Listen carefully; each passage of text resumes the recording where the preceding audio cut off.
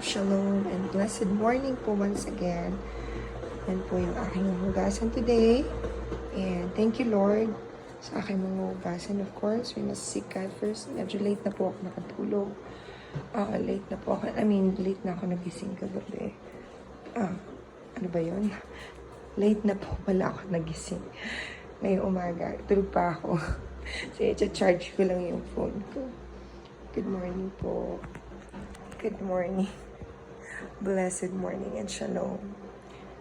Let's commune with the Lord first. Medyo naramdaman ko po yung pagod sa katawan ko.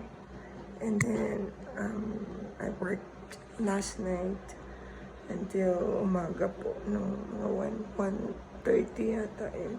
1:30 na ako nakatulog. 1 o'clock ako natapos sa work ko. And then,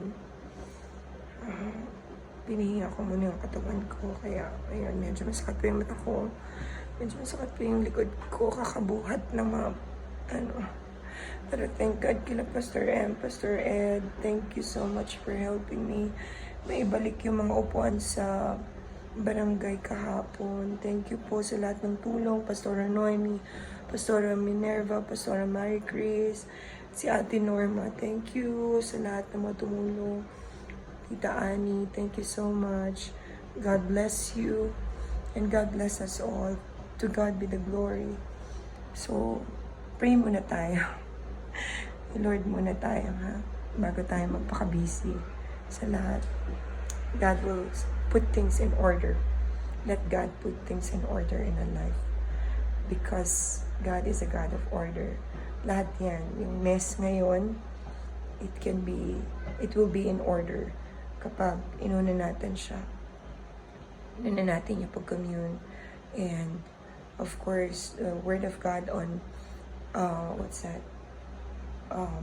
Joshua chapter 1 verse 8, that we must meditate on His Word day and night.